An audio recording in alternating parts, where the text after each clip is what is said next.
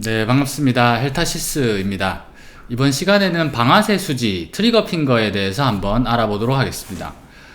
방아쇠 수지 트리거 핑거는 손가락을 구부리고 펼 때 마치 방아쇠를 당기는 것처럼 딸깍거리는 느낌이 나고 통증이 있으면서 심하면 걸려서 손가락을 펼 수 없게 되는 증상이 나타나는 질병입니다. 이 증상은 주로 손가락 힘줄을 둘러싼 점막에 염증이 생기거나 결절이 형성되어 발생하게 됩니다. 주요 원인으로는 반복적으로 손가락을 사용하는 경우, 특히 이제 손가락을 많이 사용하는 직업군, 예를 들어서 요리사, 운전기사 또는 특히나 드릴과 같이 진동이 발생하는 기계를 사용하는 직업에서 주로 발생하게 됩니다. 그리고 염증성 질환으로 당뇨병, 통풍, 루마티스 관절염 등과 같은 염증성 질환이 있는 경우에도 방아쇠 수지가 잘 발생할 수 있습니다. 그리고 기타 요인으로는 손가락을 오랫동안 구부린 상태로 유지하는 경우, 혹은 손가락 힘줄에 무리가 가서 염증이 생길 수 있는 경우들이 있습니다.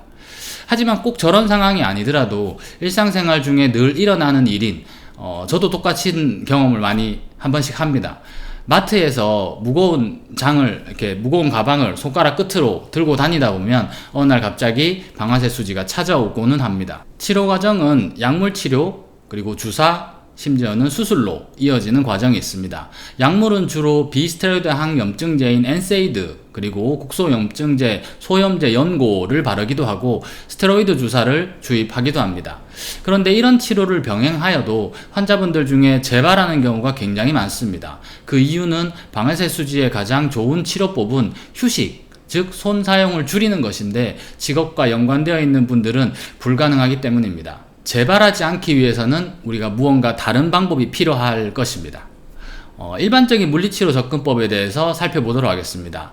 우선은 온찜질과 냉찜질 중에 하나를 선택할 수 있습니다.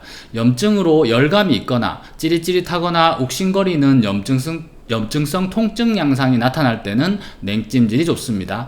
5에서 10도 정도의 차가운 물에 손을 10분 정도 담그면 되는 간단한 방법입니다. 염증성 증상이 없지만 손을 움직일 때 손가락이 걸리거나 그때만 통증이 있다면 결절과 인대를 부드럽게 하기 위해서 온찜질을 시행합니다. 그런데 온찜질보다는 파라핀 치료가 더 효과적이기 때문에 물리치료실에 가면 핫팩 또는 적외선 치료보다도 파라핀을 더 많이 적용하고 있습니다. 그 이유는 온찜질과 파라핀 치료는 둘 다 국소 온도를 높여서 순환을 증진시키는 등 동일한 열 효과가 있지만, 차이점은 파라핀 치료는 치료 중에 파라핀이 손에 있는 땀구멍을 막게 됩니다.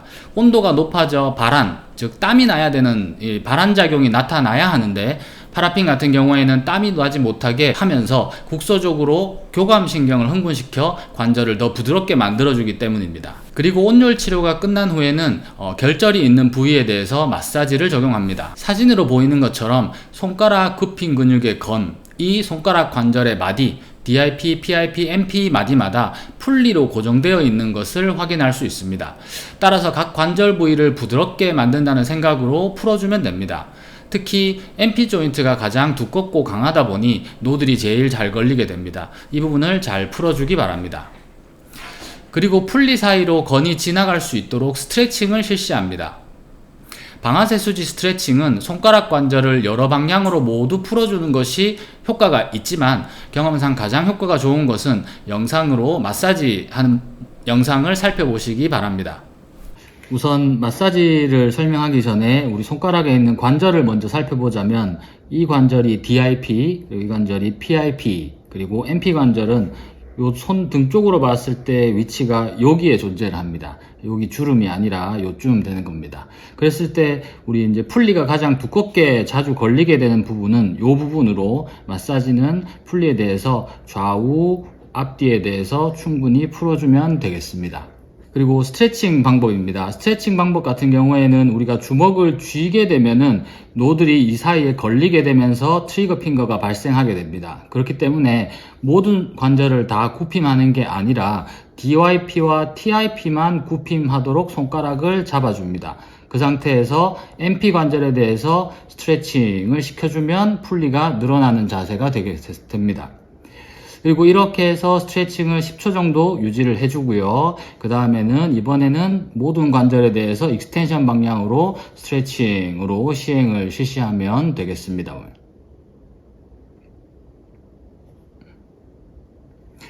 대각선으로 다시 한번 살펴보겠습니다. 이번에는 네 번째 손가락이 걸린다라고 가정을 했을 때 IP 관절들을 굽힘 시켜주고, 그리고 이렇게 손을 잡은 상태에서 익스텐션 방향으로 MP 관절에 대해서 풀리 부분을 스트레칭 시켜주면 됩니다. 그리고 손가락을 모두 다 편 상태에서도 역시 스트레칭을 시켜주면 됩니다. 지금 이렇게 볼록 튀어나오는 부분이 MP 관절로 마사지도 역시 이 부분에 대해서 시행을 잘 해주면 되겠습니다.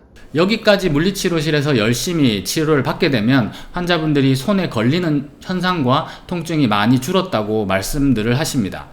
그런데 여기서 중요한 것이 이렇게 치료를 시행했지만 다시 재발하는 것을 막는 치료가 빠졌습니다. 제가 방아쇠 수지에 대해서 자료를 만드는 이유가 재발 방지를 위한 치료를 꼭 같이 병행하기를 강조하기 위해서 만들게 되었습니다. 손가락 굽힘 근육의 과사용 건이 풀리 사이를 지나가며 상처가 생기고 염증이 회복하며 두꺼워지는 병이 방아쇠 수지입니다. 그러면 재발을 막기 위해서는 손가락 굽힘 근의 근력 강화를 시행해야 할까요? 물론 도움이 안 되는 것은 아니지만 과사용 질병인데 운동을 시행한다는 것은 사실 어폐가 있습니다. 손가락 굽힘 근육이 지나가는 경로를 살펴보면 손목을 굽힘하는데도 그 힘이 작용된다는 것을 알 수 있습니다. 대부분의 방아쇠 수지 환자는 손목 굽힘근에 있는 아래팔 배 쪽, 이 부분에 있는 안쪽 근육의 약화가 늘 관찰됩니다. 손가락 굽힘 근육은 손가락 굽히는데 유리한 근육인데 손목 굽힘과 같이 힘을 써버리게 되면 잘못된 토크가 발생합니다. 따라서 재발 방지를 위해서는 또는 증상의 감소를 위해서는 손목 굽힘 근육의 근력 강화를 꼭 동반해야 합니다. 초기에는 가벼운 아령을 들고 구심선 수축 운동을 빈도를 높여서 약 30에서 50회 정도 한 세트로 시행하기를 바랍니다. 무거운 아령의 경우 손가락 굽힘근에도 힘이 많이 들어가 방아쇠 수지를 악화시킬 수 있기 때문에 초기에는 꼭 가벼운 무게로 시행을 합니다. 그리고 방아쇠 수지 증상이 거의 사라졌다 라고 한다면 이제 무게를 늘릴 필요가 있습니다. 근데 하지만 이때도 원심성 수축으로 오히려 운동을 추가해서 시행하는 것을 추천합니다. 좋은 물리치료사가 되기 위해서는 다양한 통찰력, 인사이트가 필요합니다. 헬타시스는 항상 건강한 여러분의 삶을 응원합니다. 감사합니다.